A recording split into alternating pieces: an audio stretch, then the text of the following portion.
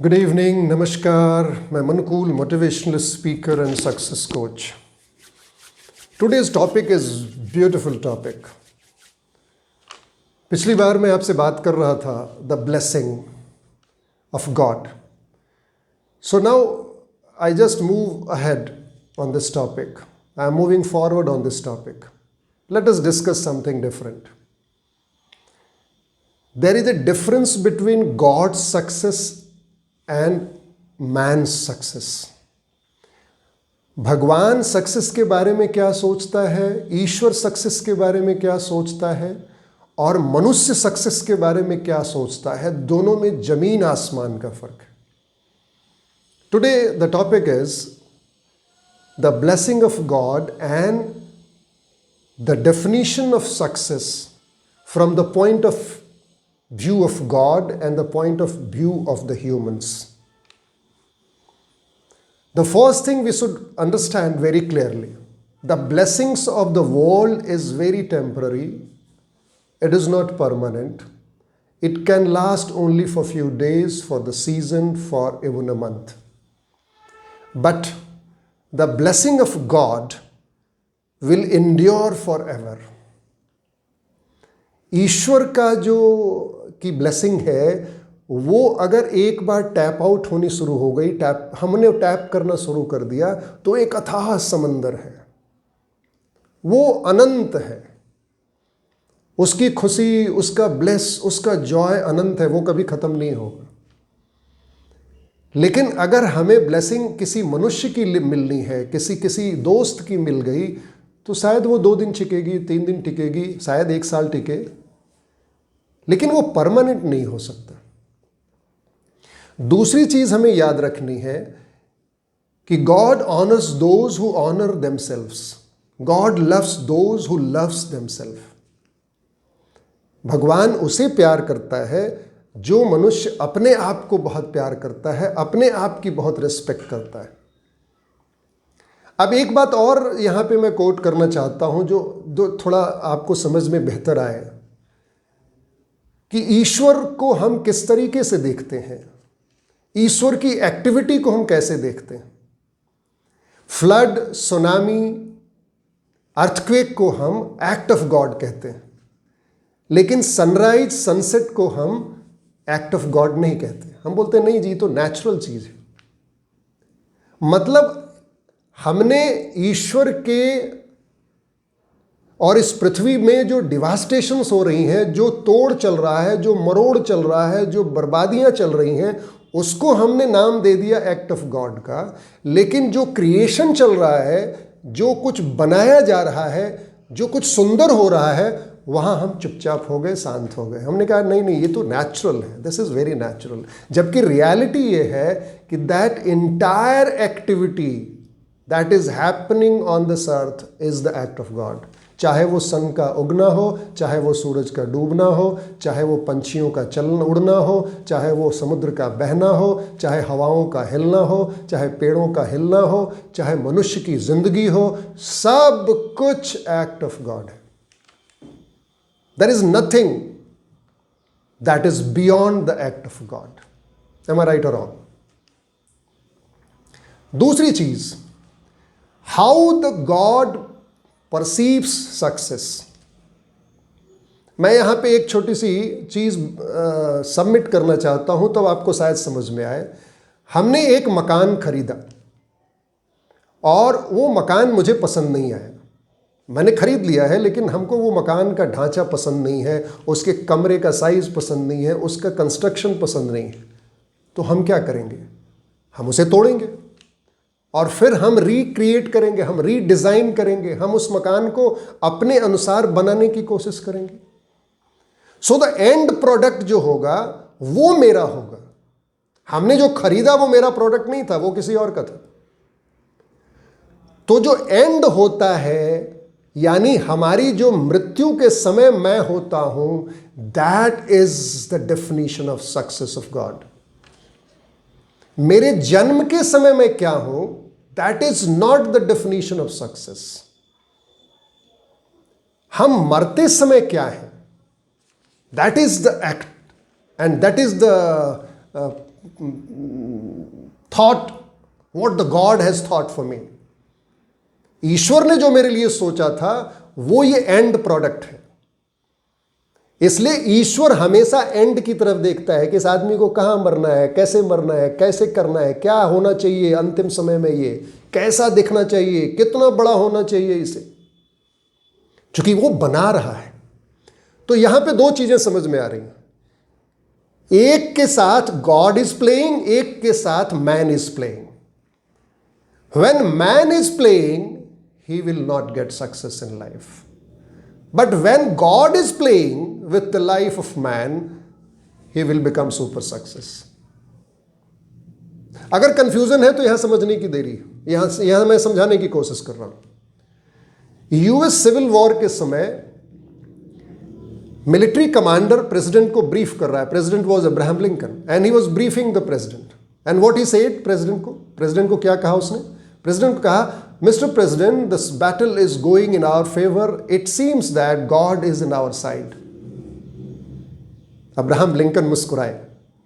Abraham Lincoln ने कहा, God हमारे साथ है ये उतना इंपॉर्टेंट नहीं है, मैं गॉड के साथ हूं कि नहीं, that is more important mister commander. इसलिए please recheck yourself, are you with God? Because God तो सबके साथ है. चिड़िया के साथ भी है, समुद्र के साथ भी है, पहाड़ों के साथ भी है, जानवरों के साथ भी है, मनुष्य के साथ भी है. Because his blessing is constant. But I am tapping it out और not, that is more important for me. मैं ईश्वर के साथ हूं कि नहीं, मैं ईश्वरीय कार्य कर रहा हूं कि नहीं, मैं सद्गुणों के साथ हूं कि नहीं, मैं अच्छे कार्य में हूं कि नहीं, मैं ईश्वर के काम में लगा हूं कि नहीं. अगर मैं ईश्वर के काम में लगा हूं तो फिर मेरी जीत पक्की है. आप अगर नेल्सन मंडेला की लाइफ देखें, अगर आप गांधी की लाइफ देखें, अगर आप बुद्धा की लाइफ देखें, अगर आप अब्राहम लिंकन की लाइफ देखें, मार्टिन लूथर किंग की लाइफ देखें, तो you will be surprised. Abraham Lincoln की लाइफ को देख के आप आश्चर्यचकित हो जाएंगे. अब्राहम लिंकन ने अपनी जिंदगी में एक बार जीत हासिल की बस, and that is the end product. When he became the president of America, what happened in his life? You just imagine for a minute. सपना था समाज सेवा का. What happened? You just see. Business शुरू किया, 2 बार बिजनेस में हार. He failed twice in his business. पहली बार लेजिस्लेटिव असेंबली के लिए खड़े हुए, हार गए. जिस लड़की से प्यार करते थे वो मर गई. कुछ दिनों के लिए वो हॉस्पिटल गए because he felt depression, but he again regained his consciousness and he charged himself and again he fought for the Congress twice and he failed. He lost the election 2 times. फिर उन्होंने कहा, नहीं जी मैं तो हार नहीं मानूंगा, I should go for senate.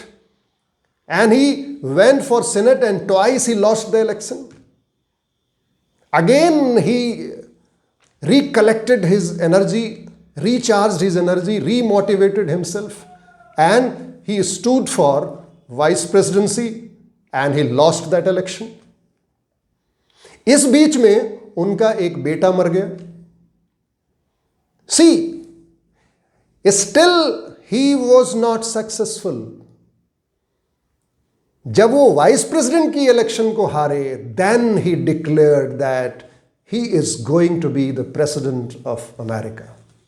He called the press and he said, "Gentlemen, you are meeting the president of America."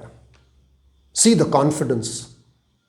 Even after losing the battles, losing the election after election, losing the game of the life, losing his girlfriend, losing his son, but he has not lost his life. And what happened at the end? He was killed by his friend. धोखे से मारा. अब मैं आपसे पूछना चाहता हूं, यहां बहुत बड़ा सवाल. आप अगर अब्राहम लिंकन की जिंदगी को ठीक से देखें, तब तो आपको लगना चाहिए कि ये तो गॉड की ब्लेसिंग नहीं है, ये तो गॉड का कर्स है. पूरी जिंदगी उसको तबाह कर दिया, पूरी जिंदगी में कुछ नहीं दिया,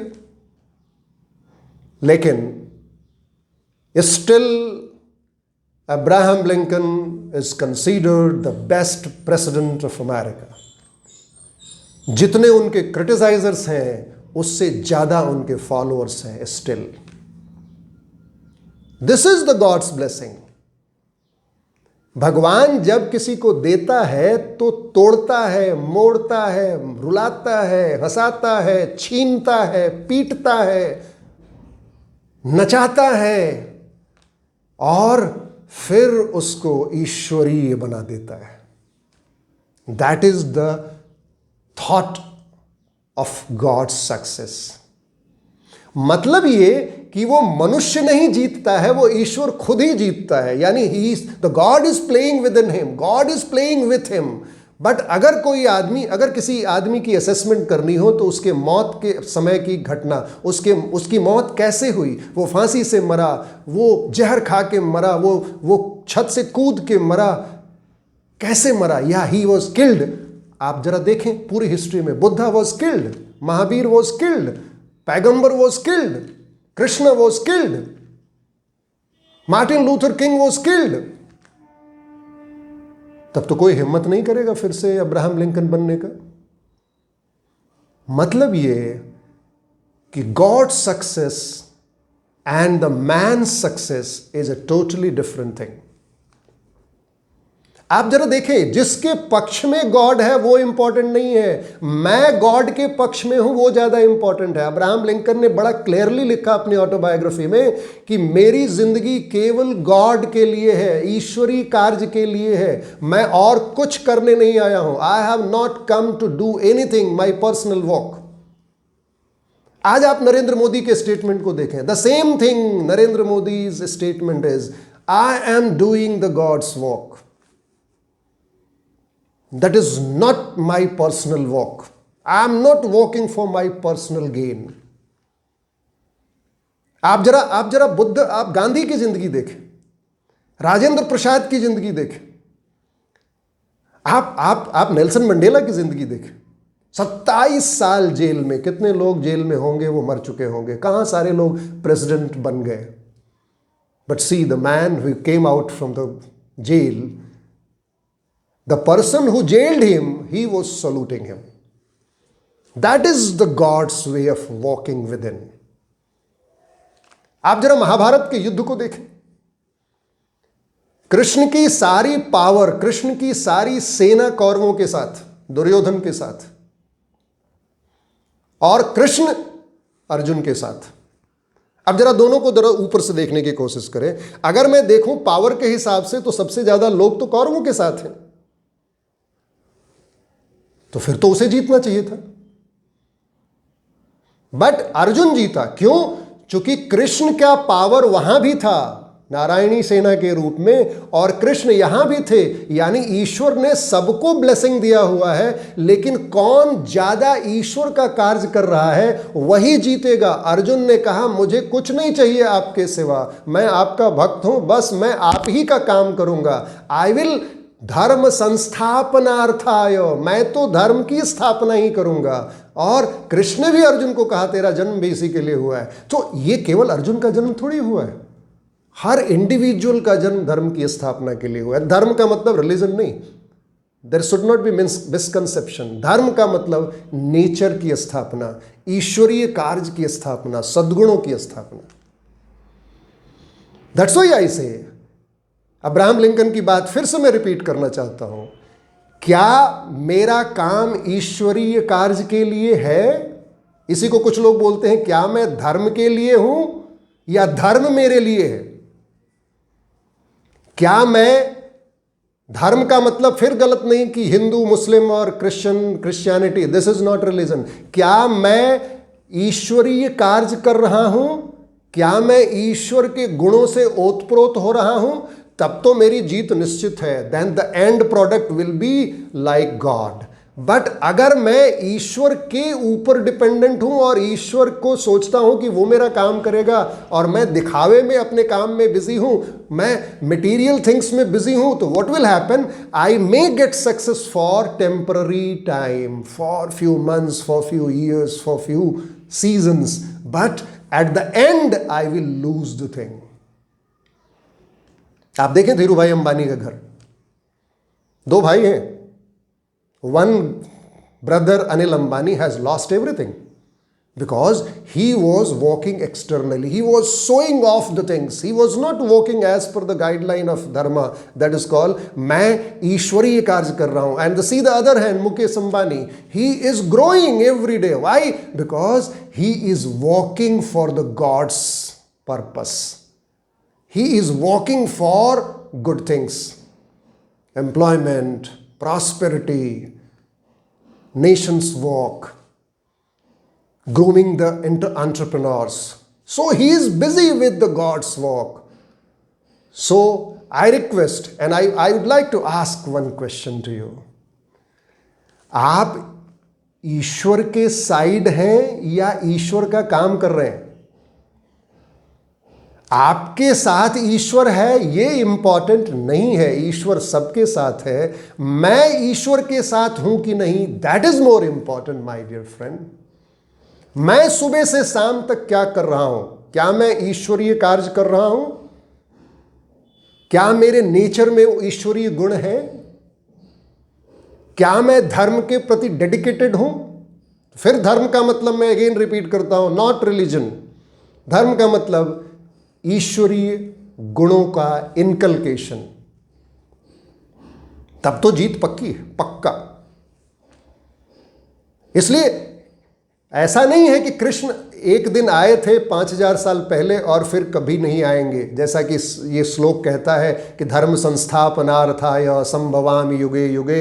ये इसका मतलब युगे युगे का मतलब युग युग नहीं है, वो तो हमेशा ही आ रहा है। मैं उसके साथ हूं कि नहीं, मेरा रहना उसके साथ इंपॉर्टेंट है माय डियर फ्रेंड, और वो एक सेकंड भी अलग नहीं होना चाहिए।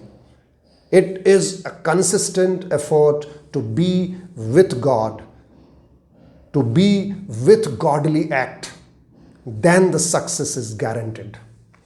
Thank you for watching this video and I hope that you understand what I am trying to say. अगर अच्छा लगा तो अपनी फीडबैक दें, और एक प्रश्न के साथ मैं छोड़ता हूं, फिर से एक बार रिपीट करता हूं, क्या आप ईश्वरीय कार्य में लगे हैं? क्या आप अपने आप में लगे हुए हैं? क्या आप अपने अंदर के अवगुणों को निकाल के अपने सद्गुणों के ऊपर काम कर रहे हैं? अगर आप वो काम कर रहे हैं तो जीत पक्की है। लेकिन अगर आप दिखावा कर रहे हैं, अगर केवल ऊपर से सुपरफिशियल थिंग्स करने की कोशिश में है कि मैं भगवान को मना लूंगा, तो भगवान सुपर इंटेलिजेंस है, यूनिवर्सल इंटेलिजेंस है। He understands the attitude of human mind. Thank you, God bless you, bye.